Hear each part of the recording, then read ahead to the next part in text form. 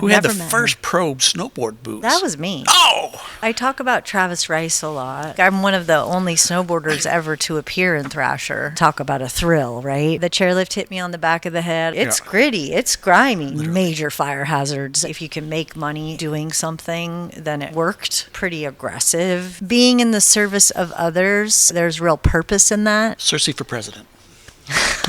I'll take it. 1, 2, 3, 4. He's no one, she's no one, we're no one.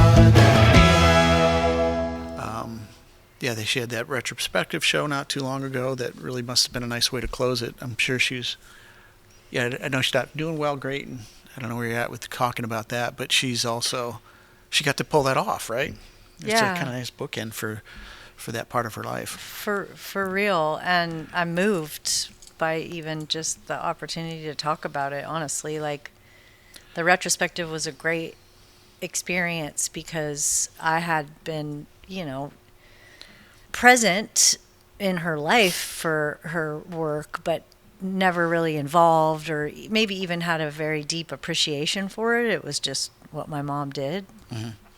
But then to know that her memory was slipping and that there was this, like, it was very cathartic to be in process and archiving all of the work and going through the body of work with my family. And, it was a real family effort to do the retrospective and to be able to be connected with her present in that way and celebrate her while she's still living. And you could tell she was just beaming ear to ear, even though, very much struggling with her mental capacity just to be in that space. It felt like a very important event to be able to celebrate her and her work in that way together.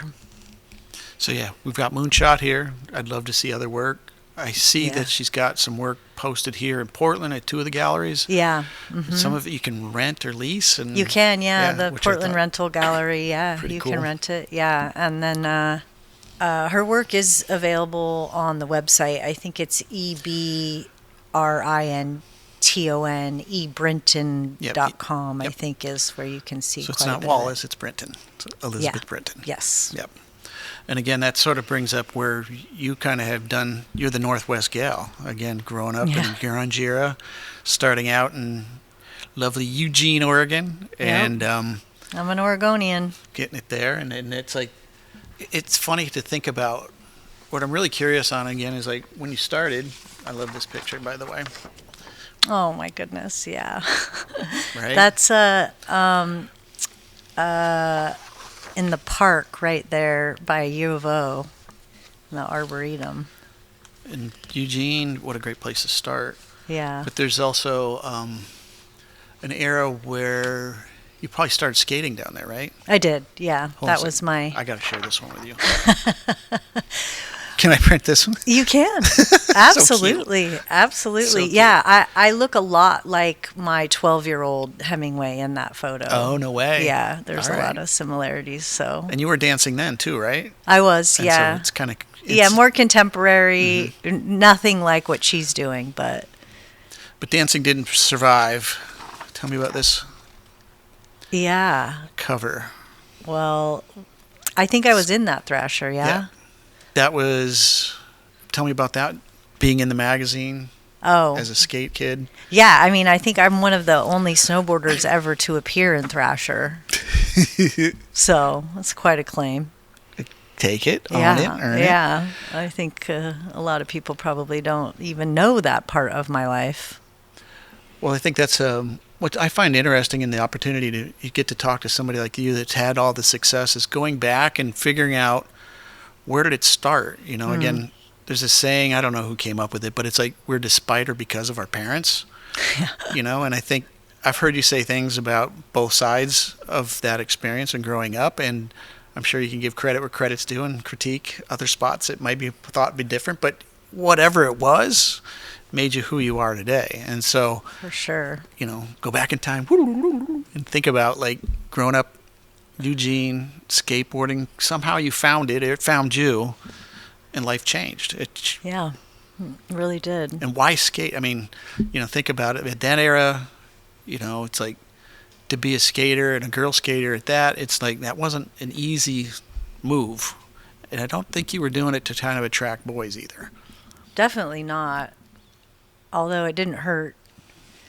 I mean, I think for me, like at the time I was a little bit of a troubled youth, I guess, like very active, but didn't really know where to put my energy. I didn't have something. I was kind of a nonconformist. I didn't like anyone telling me what to do. I was like really kind of inherently rebellious to any like structure or anyone trying to tell me like, how to be or how to behave and my parents had me really young and they were, kind of bohemian hippies, and there was just kind of a lot of freedom of thought was celebrated. And so I had a lot of space to explore. And I think dance was like my creative outlet. And then I didn't like the organized nature. I didn't want to have to go to structured classes. I wanted to just kind of be with my friends or screw off. And then skateboarding kind of filled that as an activity. It was something, it felt tribal. It was like I found my community in it. I was always a little bit of a, I don't know, maybe a little bit of an outcast socially. Like I didn't really fit in. At that time it was like the Sochis and the Wavos and, I can't remember what all the clique names were, but like I just kind of felt more comfortable in the more punk skateboard scene. And then in Eugene during that time, which was, the early to mid 80s, was really kind of a neat time. Eugene being a college town with U of O, and all kinds of punk bands would come through town all the time. Like I saw so many good shows, at Animal House or Club Bag, which was like a condemned house, like literally major fire hazards at every single one of those venues, but also like just really raw and fun and wild. And like, even though they were wild and a lot of, partying happening, it also felt kind of safe, weirdly. Like I never felt in danger, but it was like, I've always been a thrill seeker. And so like it would get my adrenaline going, or, you go get in the pit at a DRI show at the Wow Hall or whatever. And that was like, I think kind of early indication of that I liked to kind of push the limits of things. I liked the thrill of the excitement, the energy of being in those kinds of spaces. That worked out, and then you moved. I got that again. out of the way so I could get my shit together. Yeah, once you're in the family, you keep moving, and then you moved north to Seattle. Yeah, I moved to Seattle when I was 14, so I had just finished my freshman year of high school. That's a tough year to move. It was rough. I can imagine. That was a rough experience. I did not fit in. I ended up at a pretty big high school, Franklin, and had a really, really hard time adjusting, and ultimately ended up at a alternative school where I finished my primary education. And that's also where we started to learn about snowboarding. Yes. Well, I first started the first time I went snowboarding, I was in Eugene. I went to Hoodoo. It was, whoop, whoop, whoop. Yep. The chairlift hit me on the back of the head. I bit through my tongue. I was spitting blood the whole day, but really loved, it was like, this is it. This is everything. It was like skateboarding, meets nature with friends, and again, thrilling. It was a very exciting experience, just even riding the chairlift.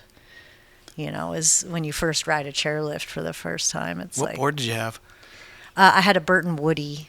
Shut up. Yeah, and I with used Skags or without? With Skags. Wow. And I used Air Jordans, which were my skate shoes, as a bladder inside a oversized men's work boot as my snowboard boot. An innovative period. Yep. figure They it out. actually worked pretty good. Like I Yeah? used that for a while until I got this Sims FE 1500 was the first Yep. edged board, fully edged board, and my first like board that I bought. Yeah, those would be nice to have right now in a collection. Oh my God, it kills me Right. every day. But I had to I would sell them at the swap meet every Random. year so Yeah. that I could Oh, afford to the get next one. I remember trading them out for bikes, and you always wanted your friends to get on some equipment so they could ride with you. So you just willingly just kind of give stuff away. But Yeah, I was on a hustle early on just to pay for all Yeah. of it. makes sense. Upgrade. Yep. And technology was changing so Yep. quickly, and boards were getting lighter, etc. There really wasn't any women-specific product either at that time No, yet. So this is no. what, 89, 90? Yeah, the first time I went snowboarding was 1984. Is that possible? With a Woody. Yeah. Yeah. It Yeah. was happening. Yeah. And so then by I think I graduated in 89. Yeah, that tracks. I graduated a year early. And by then I was on like the FE or the Sims Switchblade. Pocket knife. the pocket knife. Nice. Yeah. Yeah. Those are hard to get. Yeah. They're sweet. Yeah. Yeah, that was probably the first. I saw the girls riding on the pocket knives early. Steel edges was a big deal, Yeah. and Felt like real progress. it was moving. That was exciting times for It sure. was. And then there's like the getting up into Seattle. Obviously, get to Baker. Yep. Was that your go-to, Crystal? Where were you going from Seattle? Well, I went to that alternative high school, and they had it was K through 12, and they had a Friday ski program. So that's kind of when I really like got the bug. Was like, this is what I want to do with my life. Was when, we would take the bus every Friday to the hill at Snoqualmie, and then once I got my car, like Baker was like the pinnacle, the ultimate mountain. Yeah, it was like even just visually, right? Like Right. it was like nothing I had ever experienced because going from Hoodoo to Baker. Hoodoo to Snoqualmie, Yeah. and then to Baker, where you're just like shucks an arm on a blue day. You're just like, this is talk about a thrill, right?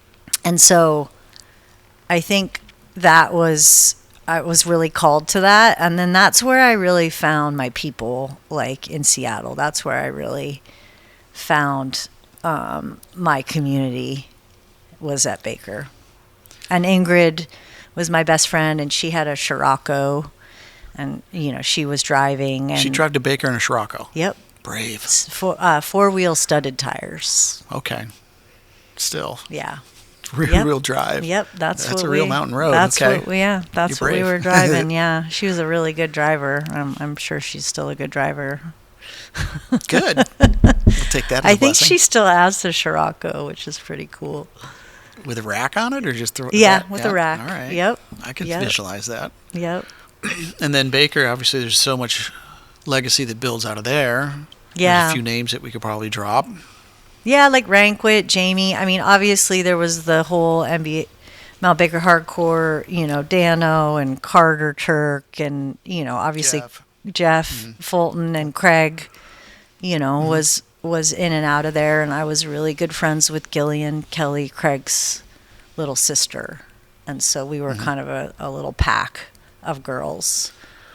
And then, I think Baker breeds a kind of rider, like we were strapping in on the chairlift and you had to keep up. And I think like that in terms of like fundamentals was like a really cool place to grow up. Perfect name, Mount Baker Hardcore. I do remember getting there, ride with Craig the first time, and the strapping on the chairlift, and it's double with another bar. It's like, and you wanted to actually strap in because chair 8 was pretty steep. It's so steep. And I don't even think stomp pads are invented yet, but yeah, it was slick. And then Craig wouldn't wait for you as a shooter. He never waited for me. None of them No, did. it's like, It was rank, like you're- none of those guys would wait. Like if you can't keep up, you're not getting the shots. That's right. Now I even think about it with Temple. Like I think my hardest day ever was with Temple. Like I just rode so hard, and I got back to the condo, I literally fell asleep with my boots on. Yeah. Like I was just exhausted because those Yeah. guys ride hard. It's a hard hill too. A lot of pitch. It is. It's a not, lot and of again, vertical. A lot of just like fast laps. you're right, and it can, get super sticky, or it can give you the best snow of your life. But it's moody that way. Did you actually have any photos published from Baker? I ruined 2 cameras at Baker. Yeah, I did. It's like the Kurt Baker curse. Like you just can't ever get anything done there. It's a good question, actually. Like obviously, the shot of Buds with Craig on Hemispheres is classic, Yeah, all-time one of the legend best, shot. And totally. I do remember getting one clear day, and I did get a lot of flash stuff in there. Yeah. And it was with those young guys that were on the GNU team. They lived in a camper down. Lived in the camper. They had anyway, those guys, I'd shoot with them. Oh man, Baker. Yeah, 2 cameras. The second they get wet, they're done. Like you could count, literally. Like I could count. Like okay, in a month this is going to be corroded and done, and I have to get a new camera if I'm going to shoot at Baker because it's just so wet up there. It's really wet, isn't it? And the other one, there's no gloves. Like that was other funny. Those guys would always come out, and then we'd be down in California shooting. Nobody wear gloves. Yeah, but Jamie would just forget his gloves. Is that why? Yeah. It was not like intentional. Okay. It was just, and if it was warm, he didn't need them. Right. Did you ever do the Baker Road Gap? No. How can you be pro without doing the Baker Road Gap? It was really scary. It's so scary. There's that one dead tree in the landing. It's it's like a magnet taking people out. But above my pay grade. that I like thrills to a point. I'm with you. Yeah, it's good to look at, but no way. It's out of my league as well. The potential risk versus reward on that one was too great. But it's also a good time, too, in starting and, and pioneering the sport of snowboarding. And it's interesting your timing of coming in and having, I'd say, punk rock attitude, skater attitude as far as female skate attitude. Because on the other side, you look at Prom and the brand Prom and what Tina and Shannon Dunn were doing. And I think you were sort of the other. And was that by design? Was that part of your personal branding? Like how? I think I was just frothy for anyone that wanted to support me. I mean, I really wanted to be one of the guys. Like for me, I always wanted to be, one of the only girls or women in the room. I was inherently competitive, and if there was another girl around, like I had my girl crew who I loved and would ride with, but I really liked trying to keep up with the guys. That was like, I thought that's what I needed to do to be good, and I think there was some truth to that. And I could hang. I think, who I looked up to were very confident, like whether it was Craig or Ranquit or, even Jamie, like just had a confident riding style, and I wanted to emulate that, and probably more on the masculine spectrum than the female. But as I got older, I tapped more into the feminine side, I think, and found my individuality within the male pack as a woman. So who was the first female pro snowboard model? This is a quiz. Was it Shannon Dunn's? Nope. Oh, it was the slalom board. It was not Julie. Cold. Great. Who is it? You ready? Yeah, I'm ready. Lisa Vincengera, Checker Pig. And was that was a that race was the board, first, right? No, it was freestyle board. Oh, okay. She was a gymnast by trade, and then was, and then I remember her. Landed deal. She ended up on Sims later, but it was the they gave her a pro model back in the day. So it's always one of those trivia questions. But do you know who had the first pro snowboard boot? Do you know who that was? That was me. Oh, no kidding. You got to be kidding me. What a great privilege that was. It was, yeah, it really was. And there's like they should reissue it. it's a good design too. It So again, I was. think I have pictures. Yeah, Let we me did a few kinda go years through. of that. I think we had 3, maybe 4 seasons of that boot. That's a good one. Yeah. So again, I saw that on eBay the other day. Oh yeah, nice. They're still out there. Yep. Good for you. They still exist. And then there was this one shoot we did together. Yeah, up I at, remember that. Island Lake Lodge. Yeah, yeah. With the Was that- Palmer. And I think that's when I tore my ACL on that that'll trip. change your life Yeah. with that one. That was my second, so I was old hat at that point. And you also had, tell me more about Oh, your the fingerboard. gravity boards. Gravity boards. Cool. I still have one of Andy's of those in the box. Nice. Yeah. That's an Yeah. amazing, fun thing to have. Part of your DNA. Yeah. Give it to your kids for Christmas. Like, Yep. Totally. That was my 15 minutes. so now then you got this ACL issue, and then there's also, it's still a pivotal thing. And I've heard you tell this story about, Susan Fox. And getting to really, now we're starting to transition to like using the energy that you have in more constructive way and focusing it. And there's some lessons that you learn there. So again, part of what we're trying to do is help, and you've been very grateful and gracious with your time in helping some of the University of Oregon students that are in the sports marketing program, and giving them a shout out. There's one kid from Eugene that I know you shared some time with, and this was the start for you. So how can we pay it forward? Tell me about Susan Fox. Yeah. I mean, Susan Fox was a lawyer who took me on contingency. I got terminated while working for a sponsor. She really made me, write my own case. And then I ended up winning that in arbitration. And like through that experience, like she put a lot of responsibility on me to do the work. And it made her job easier because she was on contingency. And so just even the process of like writing timeline and, collecting all of the information was part, I think, of the catalyst for what inspired me to ultimately, be in management or representing athletes. I kind of had an innate sense that like there was an opportunity in that, and that I was driven by the opportunity to help the individual. And that has really been a fun journey for me. It's been my life's work, quite honestly. Congrats. Yeah, thanks. And it's been interesting you've openly shared like the conflict in your life and what you do as a profession, and then really some of your personal values as a human being. Yeah. And you've been able to connect those two by, you said it really eloquently, is like bringing young people their dream. Yeah, I think being in the service of others, I feel like there's real purpose in that. And that if I can make a living by helping others realize their potential, then I'm doing something right.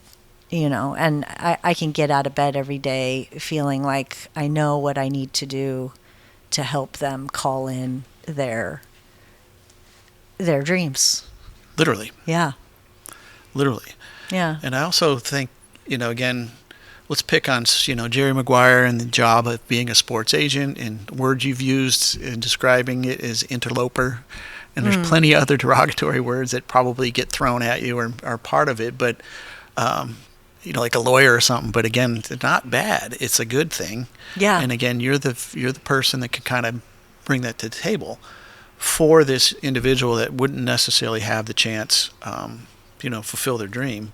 And I'm sure there's plenty of stories about the clients that you do take on and how you've been able to help. I don't know which one to pick. Like, oh, I don't know. I mean, I talk about Travis Rice a lot. And we're mostly talking about snowboard genre. So that's probably appropriate. Just being able to kind of, like, I see Travis as kind of a Renaissance man or like a true visionary. Was probably diagnosed very young with ADHD a bit of a menace, in traditional environments, and very drawn to him in his inherently anti-establishment nature. Like he's always trying to push the limits of the status quo. And so I think we've been really good partners in me kind of taking, some of his ideas or visions and helping, bring them to life, and mostly through resources, right? With whether that's through partnerships or proposals or whatever, to help those things come to life. But I think we've been a really good team and have, I think some of my greatest achievements as an agent has been being able to be a meaningful contributor to those projects. Well, it brings up, we talk about the sports marketing aspect of what you're doing, but I also see an entrepreneurial aspect in what you do as a creative, because you're seeing opportunity, putting people together to come to making this vision come to life. And so as Travis, as you described, and we did some project with Travis, it's intense. Like, he's got a vision. Like, him and Kurt Morgan are probably the most intense people that I know, in a good way. And then you're right there. Again, you've had some entrepreneurial projects yourself. You had your snow brand, and even on the startups with the brands that you've been doing work with. Tell me a little more about that. Yeah, I mean, I guess I do take a creative approach. I don't really typically think of myself as a creative. I think I am driven by monetary success as a defining factor. Mm-hmm. Like, if you can make money doing something, then it worked, right? That's an easy threshold for me to define success versus art. I think because both of my parents were creatives, like, that really drove me towards more material objectives. Despite my parents. Example, check. Yeah. And so, but I do think I do take a creative approach to projects or to problems. Like, I think I'm a solutions-oriented problem solver, like, instead of, and I think a lot of this has also come with maturity, but like, I like fixing things. I'm really good in a crisis. I don't mind conflict. I like the process of resolving conflict. And so I think that all kind of lends itself to what I do, which is, finding solutions to, like, how do we get a project funded, or how do we solve a crisis? And that kind of is part of the thrill that continues to come through in the work that I do. Is it's got to be thrilling on some level, or I get bored. It's not just transactional. No, right? And that's why I say it's easy to stereotype a sports agent as greedy and just wanting to make money off of it. Yeah. But it's very personal for you, and maybe it's that having those parents as artisans, it kind of gave you this really point of differentiation in how you approach the craft of being able to negotiate on behalf of these people that have a vision of how can I be this Olympic athlete, or fill in the blank. Of all the athletes, can I go through the list of some of the athletes that you've, I think, or you have repped, or have been repping, like Travis Rice, Tora Bright, Scotty Largo, iPod, Hannah Beeman, Russell, my buddy Russell, Liam Gill, Paul Rodriguez, Jason Eaton, Jagger, thank you. Jordan, Deshaun. Corin, I'm terrible at spelling. Ryan Sheckler, Lisa Anderson, Taj, Terry Kennedy. I mean, and helping out others, like even like Jack Matrani, right? There's like, and those are just the top of it, right? Yeah. And so Jared Elston, Siddhartha Ola, Zoe Sadowski Sinat is one of my clients. And there's some new ones, right? I mean, you're always building a pipeline, and there's somebody new that gives you energy. There's like, I've heard you say it too, like living vicariously, baby, through their journey and seeing where we can take it. Yeah, I really love participating in an athlete or a personality or person or human, achieving their goals. Like, being in Vancouver and, Scotty getting bronze and Toro winning gold, like, I'll never forget that, right? Like Yuri winning gold in Sochi, and like, Jagger in Tokyo, or yeah. I mean, that was a peak moment in my agent experiencing, one, because I just really love Yuri, Yep. and two, because I was a meaningful contributor to that result, and to be able to celebrate that, you know, in that way, and same with Tora, or any of them. I feel like they're notches in my belt too, and that feels like, again, a defined success. That's something I will look back on, as my legacy, or here are people that I love, that I helped achieve their goals, and that's feels like purpose-driven work, as opposed to just it being transactional. Or like, if you look at my roster, I don't work for anyone who I don't think is a good person, or wants to do good work, and like is caring, or has a level of emotional intelligence that is important to me. I think the reason that agents have that reputation as being transactional, or you know maybe a little narcissistic or whatever, which many of my contemporaries are. I think that I am different, and sometimes, that means my heart gets broken a little bit every time I lose a client, or But like, if you look at my client retention, most of the clients that I have, like even now, I've had for like over a decade. Like, I've been working with Tora and Travis, and Hannah, and whoever, for Jagger, Deshaun, for 15 years or longer. I signed Travis when he was 18, and he's 42 or 43 now. So that's a Yep. lifetime. That's like and it really does feel like family to me. Like, whatever the future brings, like, those people are my people, and I care deeply about them and their families, and I feel like my life is enriched being in the service of that, and it doesn't ever feel transactional. I can show up for them and continue to, because I really actually care about them, and I know that they care about me. I think that gets lost a lot, and I think it's a lot different in action sports than a lot of the traditional sports, and a lot of that is just because it is a more creative landscape. We are individual in our pursuit for success in those respective sports, and as a result of that, I think there's a deeper appreciation for those kinds of relationships, because it's not like you're doing these huge league deals or whatever. It's like you have to build together, and that takes time, and it takes trust, and it takes a lot of hard work. But that is what makes it so great. Well, it's like that question that inevitably people will ask is, what is success?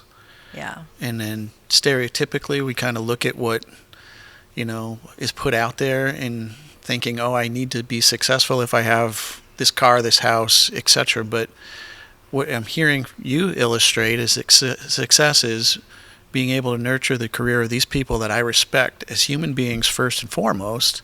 Yeah. I'll take the check that goes with it, but I don't need to have the money that LeBron James may be able to bring into your It's not what business. drives me It's beautiful anymore. It's beautiful. I think I was maybe more driven by the economic side of things, but now I kind of just trust in the process. I heard you've said it about yourself as Mama Bear. Mm-hmm. How'd you get that title or nickname? I mean, I don't know. I'm sure a lot of it's just because I'm a woman, but I am very protective of my people, and fiercely so, which probably gives me a bit of a reputation. I often hear, I used to be so scared of you, or, you're a very, you're a very intense personality, and I think I've softened over the years. But I also just feel like kind of perpetually in a state of gratitude that I've been able to have, this incredible life, and have been able to have the freedom and resources and abundance to craft a life where I get up every day and I feel a lot of joy. And even when it's hard, it's like, there's been times where I've been like, maybe I want to do something else, right? And I'll take some time to think about what that would look like or what that might be. And I can't ever come up with anything that I think I'd actually like better. And so that's kind of nice to have a little bit of space from it to come back to it and be like, oh, well, this is what I choose, so I might as well enjoy it, But you do enjoy it. I do. And there's definitely hard days. The business is tough right now, Right. And as a mother, you see the state of the world, and it's messy. Right. It's messy. And it's a great segue into talking about Ava and her success so far as a soccer player, and coming at it interestingly from one side as a mom and then as a sports marketing agent, and then seeing this athlete that's having, is growing in her prime. Yeah. Do you coach her? Like, what's that conversation at dinner time? Oh, God, like? no. I can't ever coach her. Are you kidding me? No.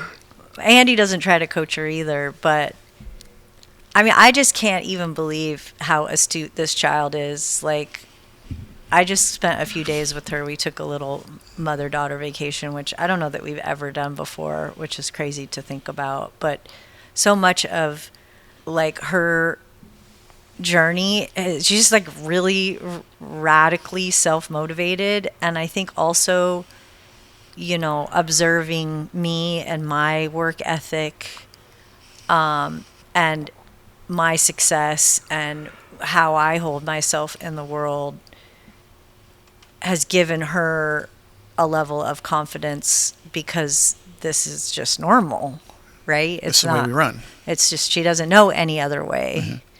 She also has a whole village that has raised her, right? Like, Andy and I are not together, but we have really co-parented her in a really beautiful way, and we all love each other, and his kids are best friends, like cousins with my youngest, and I love Andy's wife, and my husband loves Andy, and she loves Charlie, and it's like a really modern family in that way. And I think that that's given Ava a lot of confidence and a lot of safety to feel like she's supported in really meaningful ways to realize, whatever it is that she ultimately wanted to do. So it's more that, again, back to kids are despite and because of their parents. Do you think she's more because of you or despite you? Ava is like a lot like Andy. Like, I see that grin. It's Andy's grin. Yeah. Yeah. They look a lot alike. Got yeah. That smirk. And like, soccer was all Andy. Like, I was pregnant with Ava, and he was like, I'm going to have a soccer player. Like, we're going to have a soccer playing kid. Yeah. And she's just a lot like him. Very competitive. Imagine Phenomenal athlete. I wonder where she got that. Yeah. I think it's as much Andy as anyone yet. Still the reigning moguls champion. He is world champ. Andy he will Hetzel. Be forever. Forever. It's quite a accomplishment. Yeah, nobody's going to take that challenge on. No. More power to him. And I see isn't he making a run for the Olympics or something? He's been riding a lot. Definitely not. He's living his best life, though. Tahoe suits him. Good for him. Yeah. And he's healthy. Again, back to athletes. And again, when I think about we're at a Nemo Design and it's a branding agency, and really a lot of what we do. And it's funny because I remember the P-Rod negotiations and Nike. All my buddies are like, "Oh no, seriously, you ruined their whole day in a good way." But sorry, it was funny to watch everybody struggle. It was a good run, yeah. They got to earn their job, right? Yeah. And I appreciate that you're trying to make the most happen for him. So it is what it is. They're big boys; they'll be fine, and they've all moved on.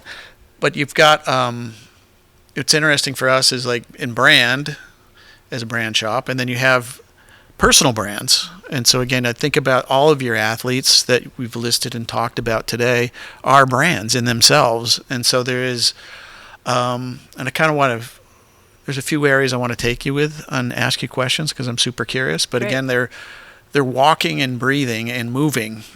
Like, things can happen. And one, it's not your athlete, but it's somebody I'm super curious about. Again, is for Wasserman is Ken Block. Again, I know he's been a friend of yours for 30 years, and we all love Ken, and I think the dude is just genius at everything he ever touched as far as DC, and pretty good snowboarder. And then obviously he found his jam in the race cars, and but he's gone, and now it's like, what's that mean, right? I mean, there is a revenue stream based on Ken. The guy was, he had to have been one of your bigger athletes at Wasserman, and then all the other things that are Ken, it stops. Yeah. I mean, he left a legacy, and I am very honored to be in the service of Leah. She's a lot like him. Yeah. She is so much like him. Yeah. And, very determined, very fierce, very bright. And so I'm humbled every day that I get to work with this family in a meaningful way and get to be a part of that. It goes way beyond work. It feels very cosmic. The last conversation I ever had with Ken was he really felt like Leah needed a woman on her team.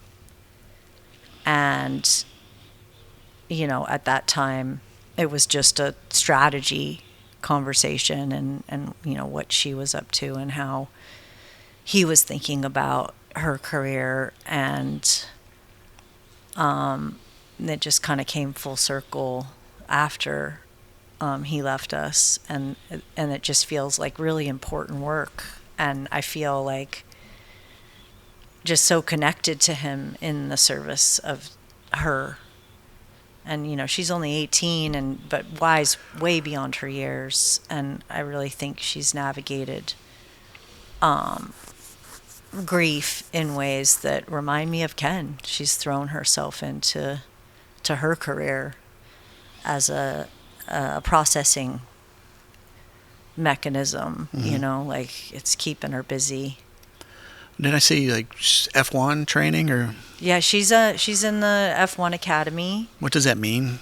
It's basically like it's the girls team, the girls and women, and it's a 2-year program, which is basically, hopefully a pathway. Mm-hmm. It was founded by Susie Wolf, and there's a big Netflix series dropping on the 28th, the F1A Academy on Netflix. Cool. Yeah, she's a central character. Imagine that. Yeah, it's very exciting. And the other part with athletes is, again, and I know that you've been open about where you lean politically, etc. And this isn't a conversation about that, but again, when you have an athlete like Colin Kaepernick and they take a knee, that can be seen as detrimental for a brand, or it can be seen as an accelerator for a brand. So in Nike's case, it worked pretty well in that instance. Political times have changed and shifted. Oh, that's for and sure. Again, what's your point of view on that?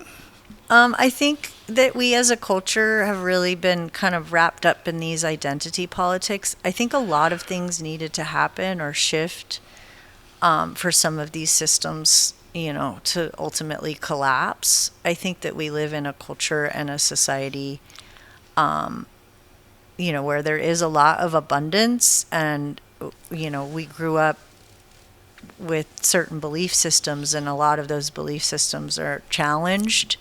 And a lot of that just through like an understanding of, systemic oppression or racism or, what is white supremacy, like, all of those kind of nuanced things that like require a level of education to even understand, right? And I think that, a lot of people don't want to do that work, right? It's just easier to like either maintain the status quo or feel defensive about maybe some of our unconscious biases, or, I think we as a society need to do more work to be more conscious of that suffering in an effort to maybe be more solutions oriented on, how do we solve some of these bigger societal issues.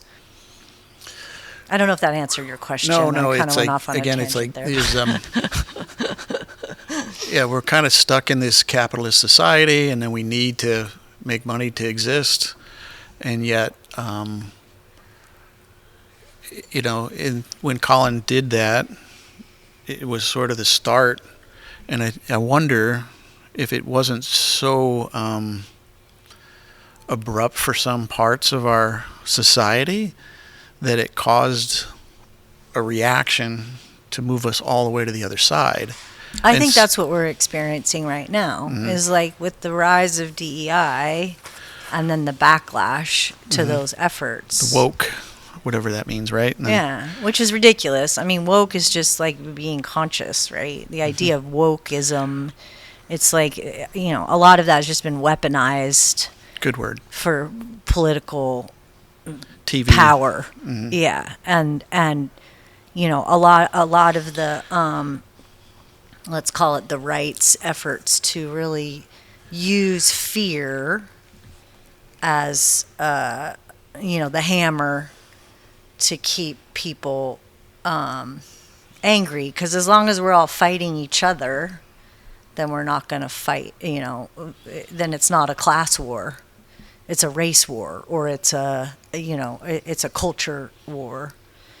In reality, it's like we're in a society now where the top, there's like 6 men that own 75% of the world's wealth. Like, that's Crazy. It's just ridiculous. Crazy. It's just not. You can't have that and not have a system collapse, because we're all not just gonna work our low wages to keep the oligarchs happy. It's just not a sustainable. Even for them, it's not sustainable. You got to No. feed, you got to feed the animals on your farm, or they're not going to provide for you anymore. That's right. And we've seen it in other countries where, the end isn't very pleasant for those people. Once everybody gets united, and they're Off working with real their hard to keep heads. us. We've seen it. It's historically there. And again, I think, that's our dinner conversation. Yeah, we're having a talking little about that. let them eat cake moment right now, and I think that my hope is that regardless of where you're at on the political spectrum, that there are fundamental beliefs that we can all get aligned on, which are like, why not have health care for all? Like, why not raise the minimum wage? There's all of this data that supports, like, the more social support that you get, the more likely you are to be a high functioning and contributing member of your community. And it's like, why, you want to take food stamps away from families where they depend on that, and then they can't actually buy groceries? Like, that doesn't help your local economy, right? And No. so we could restructure the way that we prioritize things that are important, with the fundamental objective being like, how do we grow our own food and put people to work with purpose, and have healthy communities, and people aren't going bankrupt because they get cancer because of environmental factors. Like, we are ruled by a corporate oligarchy, and until we have a major shift, we're going to continue to see a lot of suffering, and inevitably that's going to affect all of us. Crime will go up. People are desperate, right? Mm-hmm. You're going to continue to have people who use drugs and alcohol as escapism mechanisms because they just can't function. And I think I'm an empath. I want to see everyone have a quality of life that they deserve. And I think that if we could actually get to a place where that was the priority, not hoarding this wealth, that we could really solve a lot of those issues. I don't know that we'll get there in my lifetime. I don't know that there's some utopia on the horizon. But I like to think that at least how I operate in my everyday life, those are the things that are important to me, and I want to see people be okay. Circe for president. I'll take it. All right, quick speed round. Okay. We're gonna pivot a little bit here. Okay, good. Speed round. Let's get off that. All right. I'll go all day. Baker or bald face? Oh, bald face. If you could go to 1995 or 2025, which one would you pick? Oh, I would say 25. I'm living a good life. I have beautiful children. Like it. And then risk or comfort? I'm going to say at 53, comfort. You deserve it. Yeah. I've had a lot of risk. There's, we've talked a lot about branding. And again, what we're looking at right now is AI and being a part of the future. We just got out of, we'll call it a performance marketing era with the COVID. And then there's traditional brand storytelling. And it feels like there's a swing kind of coming back toward brand storytelling. I'd be curious to see, again, with your athletes and their use of social media as, let's call it, athletes is one thing, and it's been, I think, driving culture for a lot of years. Hey, I want to grow up and be just like Kobe, right, or something. And now you got these social influencers that are actually getting bigger numbers. You can measure everything. It's like on your athletes program, I look at somebody like Travis Rice. It is the full package deal. The guy can do it all. And then others are really good athletes and can win Olympics perhaps, but don't have the social media X factor to it. Tell me about that in your programs with your athletes. That's a good question. I think historically, to be a really good athlete, it required everything you had just to be best in class at whatever it was that you were doing, and whether that's training and nutrition and competition and travel and all of those brand requirements or showing up to do your work, right, is a full-time job. And then now we've layered on this whole other thing, which is now you also have to be a creator. And I think that there are certain archetypes that are more predisposed to being a creator, creative thinkers, understand editing, or, understand the algo. Like there's just a full spectrum of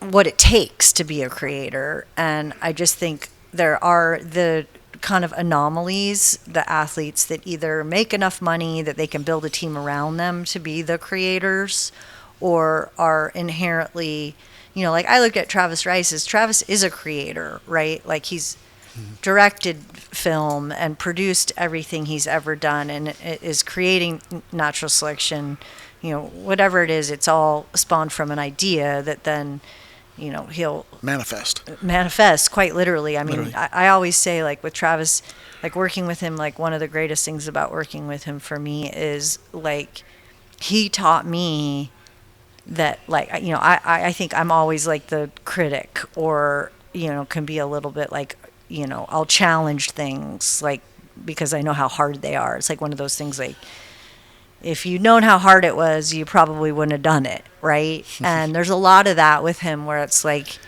anything is possible. And he's shown me that, like, even when I am feeling like, oh man, like, how am I going to pull? I remember, for Dark Matter, I think it was, he like called me in like, I don't know, April, and needed like, a certain amount of resources, to get this project done within like a few weeks, and it was just like, I was just like, I have no idea how I'm going to make this happen.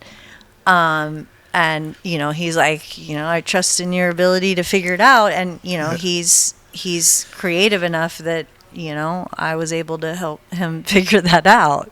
And so it's like pushing the limits, of even what my capabilities are. And I really feel like, it's great to have someone that you're working with who believes in you that much and also pushes you beyond your comfort zone with some real regularity. And so I think in that regard, like, that's how I've stretched myself. That guy, for sure. Another question. What's the most ridiculous rumor you've ever heard about yourself that you secretly wish was true? Oh, gosh. I don't know, maybe that I'm really rich. Oh. That, like, I have like a ton of money. Yeah, that'd be awesome. I wish I'll take that for true. $1. I would work to solve all those, societal issues that. Right. And then thinking back to again, I can't let you go without trying to help the next sports marketing kid that's coming up the ranks. Okay. We get calls here actually. Okay. That people want to intern here as sports marketing agents. And so, what's your advice? What can you do to help those folks get on their path? What kind of... Okay, yeah. I mean, I think I would get really... I think a lot of kids have a hard time today figuring out what it is that they want to do. So I think if you know you have a direction or you're super passionate about something in particular, like you just kind of got to lean in. I think like calling somewhere like this or using the resources at your disposal to like just try to build relationships is really important. You know, I think there's a little bit of a thing with the youth right now where it's like, especially because they have come up in a lot of abundance and especially like through a traditional academic environment or whatever, you know, where you have a lot of freedom and a lot of support just to learn. But with that, it's like, where's the drive? Like for me, it was like I needed to make money so that I could get to the hill. And everything else was a facilitation of that, what it was, what the end game was. So I would go work at Starbucks or whatever so that I could afford to go do the thing that I really wanted to do. And then when that didn't work for me anymore because I got injured or whatever, then it was like, okay, what work can I do so that I can still go on snowboard trips or, you know, be a part of the community and the industry that I loved so dearly and had come up in. And so I think a little bit of that gets lost sometimes, especially in an academic environment where it's like structured learning and you're learning about a certain particular aspect of business or whatever it is that holds interest.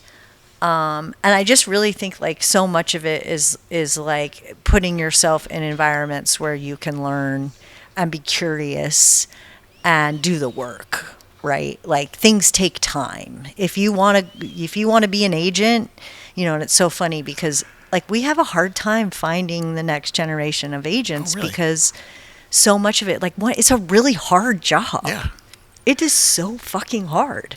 And like rejection, you get your heart broken all the time. You're dealing with conflict. People don't like you. You're a bit of a pariah in relationships. There you get a reputation, or people don't want to deal with you, or there's just a lot of and it's like long hours. You get calls on the weekend and you have to go work a lot of weekends, and that's hard. It's like 60-hour weeks, a lot, if not all the time. And I think, you know, it looks really glamorous from the outside, but once you like get into it, it's like, it's gritty, it's grimy. It's like, you know, you really got to put in your 10,000 hours. And I think like for kids, like whatever it is that you want to do, you really need to just go put yourself, you know, out there and glean the experience, show that you're willing to do the hard work, build those relationships, show up, go the extra mile, especially before you have a family or,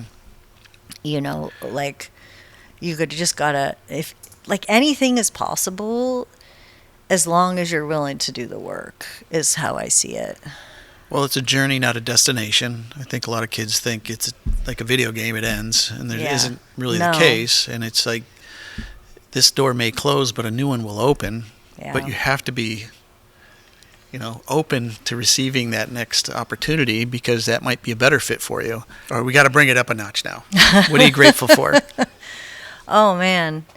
I mean, so many things I'm so grateful for. I'm so grateful for the opportunity for me to realize my potential as a wife, as a mother, as a daughter, as a sister, as an agent.